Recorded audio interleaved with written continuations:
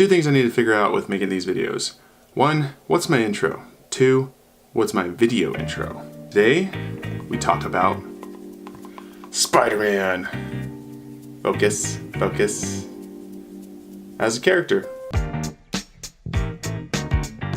Alright, what's up crew? It's John here with another video on the now called Nerdliest crew. If you are a crew member, awesome. Thanks for joining. If you're new and you're just now seeing this video and you kind of like me, subscribe. Become a part of the Nerdliest crew. Basically on this channel, it's going to be movie reviews, MCOC, which is Marvel Contest of Champion, gameplay. That's going to be event quests and arena grinds, trying to get new characters. Other gameplay, depending on what games are coming out. I might mess around with some of the games I already have, just for funsies. But this week, specifically, is Spider-Man week, because Spider-Man Homecoming comes out tomorrow. Release tonight, early release. I'll be going at 11:15 p.m. tonight, and we'll provide a movie review after this one. But this video specifically is about Spider-Man, not just Homecoming, but as a character as I know it, and why I think he is one of the most badass characters in the Marvel Universe overall. It's pretty much common to be a Spider-Man fan. I'm a little bit of a bandwagon fan because when Tobey Maguire movies came out, I wasn't really a super fan. He didn't really get me excited for Spider-Man. And then Andrew Garfield sort of killed the mood even more because he wasn't like the right type of annoying. But what really got me stoked is obviously the MCU started to grow a little bit more, and then they mentioned that they're going to bring Spider-Man into the MCU rather than keep him separate in Sony. And that's kind of when I became a super fan of Spider-Man. Watched the cartoon stuff, I watched a lot of the different things, and I'm even really super excited about the release of, the Stark Tech Enhanced version of Spider-Man in Contest of Champions. Why is he such a badass character? Well, let's talk about superpowers. And here's a section where a little bit of controversy comes in, or a little bit of, there's this side of the fence and then there's this side of the fence. So first of all, web slinging. I think that's so awesome. Obviously his name is Spider-Man, so he has to have some sort of a webbing attached to his character.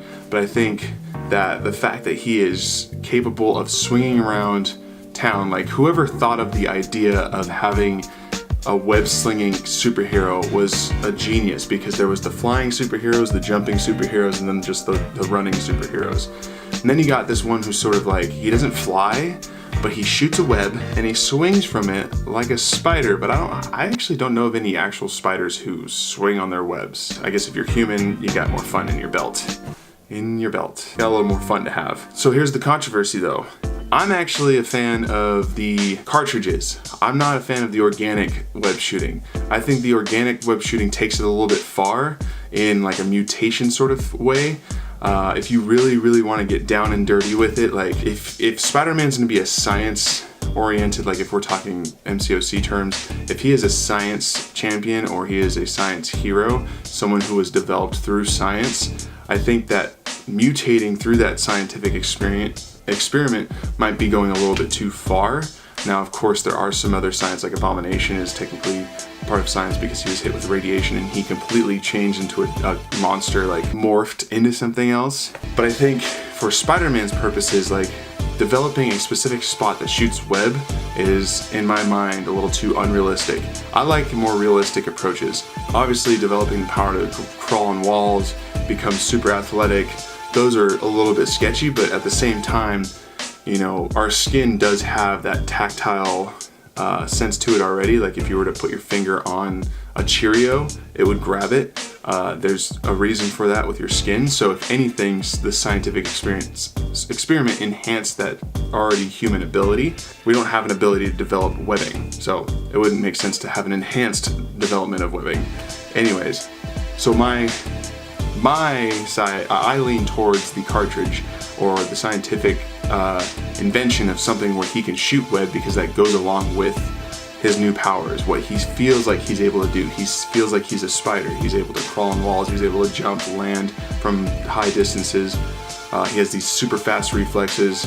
You know, if you go try to smush a spider, they sprint because they can sense you coming to them because of their billions of eyes. I love that. And then it's an opportunity for comedy relief, because if he's swinging around town, just got done with the villain, and then he runs out of webbing and he's falling from the sky, he's like, well, there we go again. Like, there was this cartoon, I forget who made him, but I was like, well, I guess I'm walking back to downtown again. That's how I feel about that superpower. From what I heard, they're not going to be exploring spider sense that much, which is kind of a bummer. I love spider sense. It's really cool. It's like his ability to sense what's coming, whether it's evil from far away or a punch that's coming in from behind or even from in front. Like, he's able to dodge and weave and stuff. And I mean, technically throughout the movie he has his spider senses if he's fighting, but like in Civil War, that big old thing was coming in from behind him and he was like, uh-oh. Oh God. I think was the opportunity obviously to say my spider senses are tingling and then dodge the giant thing, but I think that was what I was talking about in the previous video. I think if they did do that, it would have oversold the fact that they're bringing back Spider-Man to the MCU. So I'm glad they held back on it. Maybe they'll bring it into the sequel. But then again, I haven't seen the movie yet, so I don't know if maybe it's just a bunch of fluffy rumors to try to keep you on your toes. For superpowers, I think he's got some pretty badass superpowers. Now, the next thing to talk about would be the character of Peter Parker and Spider-Man. The personalities and the importance of those two in the way it's being presented, alright? So Peter Parker is a high school kid who gains his powers suddenly. Obviously, he's bit by a spider, the next day he's Spider-Man. Has this internal struggle, which I think so many people can relate to, especially at that age when you're in high school. That's that time between being a kid and being an adult where you have to figure out whether or not you're gonna keep trying to be a kid or turn into a responsible adult, or try to find a way to be both. I like to try to be both. I think this is a very, very important model for high school kids, and you know, to re-reference Spider-Man Homecoming, I really, really do hope that they did a great job in balancing that out and not making it too educational, which is a weird word to use, shoving it in your face, but I also hope that they don't glaze over it completely. Like, the internal struggle of being a kid and being a superhero is so important that it will set not a standard. It can create an example for, you know, high school kids around the world to know that you could still be a kid, you could still enjoy things like games and enjoy things like hanging out with friends and, you know, skipping out on a little bit of homework here and there, but then also realize that there's consequences with that, and that being a responsible human being or young adult is also comes with, you know, benefits, right? Just because you do some chores doesn't mean you lose out on a bunch of life. You, if anything, become a more responsible human being where your friends will respect you, your family, and your future, you know, significant other will also respect you. I think those are very important parts. It's a very dry topic, and I'm sorry that I brought that up, but that's how I feel about, you know, the Peter Parker Spider-Man sort of dual personality. I think it's just uber important, and I hope they play it right in Homecoming, because I don't really feel like they did it right in the first two iterations. Tobey Maguire had sort of that internal struggle, but you know, the whole with great power comes great responsibility that's the line that sets that stage, and I'm not sure if they're even going to have that in Homecoming, but I think they're going to show it more than just say it. That's how I feel about Peter Parker Spider-Man. Hopefully that made sense.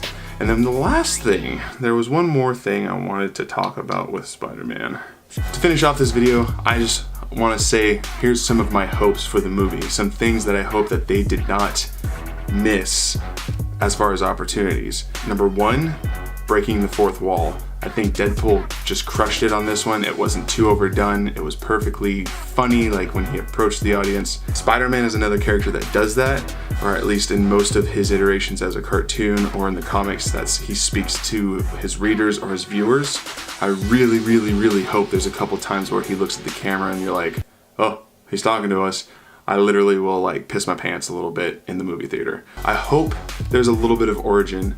I loved the old suit, which is right here, where, you know, it falls from the ceiling and Stark is like, what's this? Like, that suit looks like it's pretty awesome, and I know there's some battle in that suit, but I hope it's not because Stark took away the Stark Tech one and he had to go back to using his old one. I hope there's a little bit of backstory, because obviously we're skipping an origin. We've already seen it twice with Toby and Andrew. I hope that there's a little bit of storytelling about how he got his powers and how he used them before he was recruited to Civil War.